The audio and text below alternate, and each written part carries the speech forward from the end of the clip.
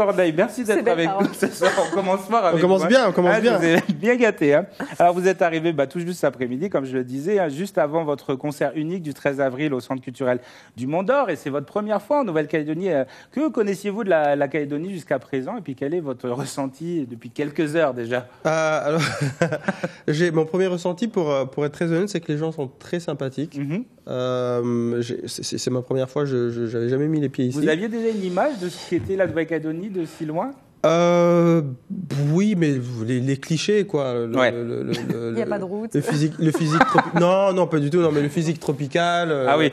Les belles plages, de belles personnes. Comment? Et finalement, non. Une île, quoi. Non. Jusque-là, tout concorde. Très bien. Ouais.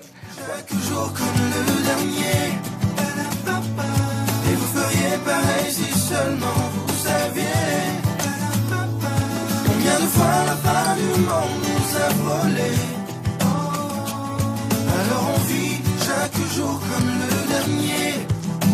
Parce qu'on vient de loin. C'est vrai, nous aussi on vient de loin, puis vous en avez la confirmation aujourd'hui. Je pense, oui.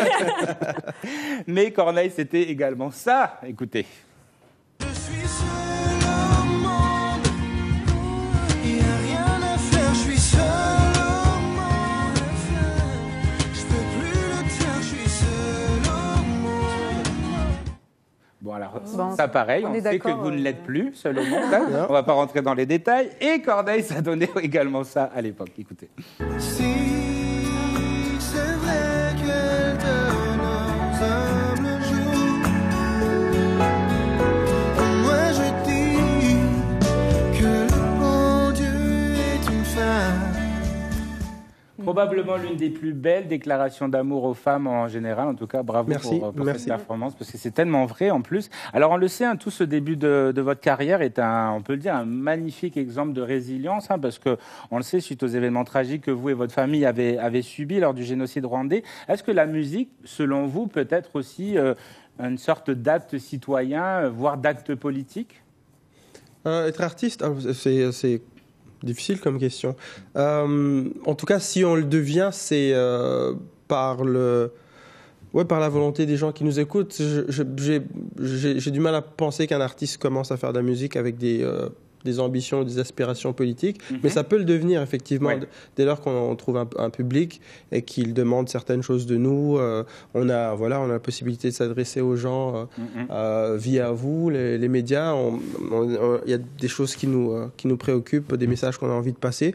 Là, oui, on peut avoir un discours qui devient politique, mais par la force des choses. Moi, je me sens pas politique du tout. Au contraire, justement. Je ne suis qu'un homme. Donc j'ai la phobie de l'ombre. Je m'indigne de tout et peu de choses sont de ma faute. Le problème c'est les autres. Et pendant que ma sagesse résonne, un enfant meurt dans les mines du Congo. Sur mon iPhone je raconte le monde. Yeah.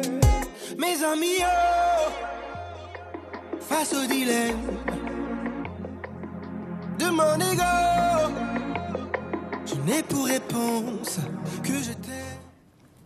Alors, est-ce que vous pourriez nous raconter l'histoire de cette chanson? Parce qu'elle a une histoire particulière. Tout vient d'un tweet que vous vouliez poster, c'est bien ça? Et que finalement, vous êtes dit, non, je ne vais pas le faire parce que j'ai la flemme. Non, parce que je me suis trouvé tellement hypocrite. En fait, je lisais un truc sur l'exploitation des enfants dans les mines de cobalt et de coltan au Congo. Et j'allais tweeter quelque chose, pour m'indigner, pour exprimer ma colère là-dessus. Puis je me suis rendu compte que j'allais le faire sur mon iPhone. Ouais. Alors que, évidemment, c'est de ces mines-là qu'on extrait l'ingrédient nécessaire pour les batteries qu'on utilise pour les iPads, pour les iPhones, pour tous les smartphones et tout ça.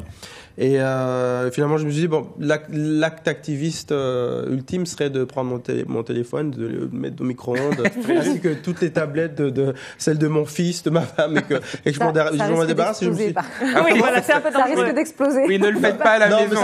Ne le faites pas à la maison. Ne le faites pas à la maison. Je ne l'ai pas fait d'ailleurs.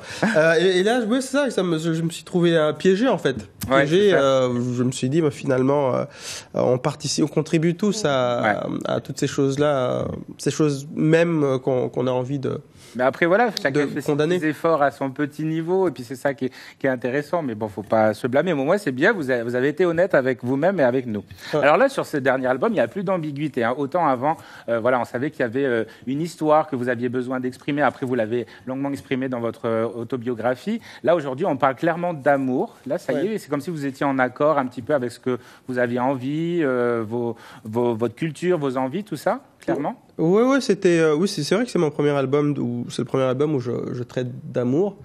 Et ça m'a fait du bien. J'ai écrit l'album avec mon épouse. Avec votre épouse, c'est ça. Et ça a été un plaisir, en fait, d'écrire autre chose que soit le passé, soit puis des thèmes qui en écrivant cet album, on se rendait bien compte que pour une fois j'allais pouvoir parler une langue que tout le monde allait comprendre. Pas qu'on m'ait pas compris avant, mais il y avait une double lecture. Il y avait une double lecture, puis j'étais conscient du fait que je racontais des histoires qui pouvaient peut-être sembler... Il y a une universalité dans tout ce qu'on raconte de personnel, mais dans mon cas, moi, je me disais que c'était loin des gens. Le Rwanda, tout ce qui s'y était passé. Alors que là, je parlais d'amour entre deux personnes, il n'y a pas plus universel que ça, et c'était libérateur et soulageant de parler de ça en chanson.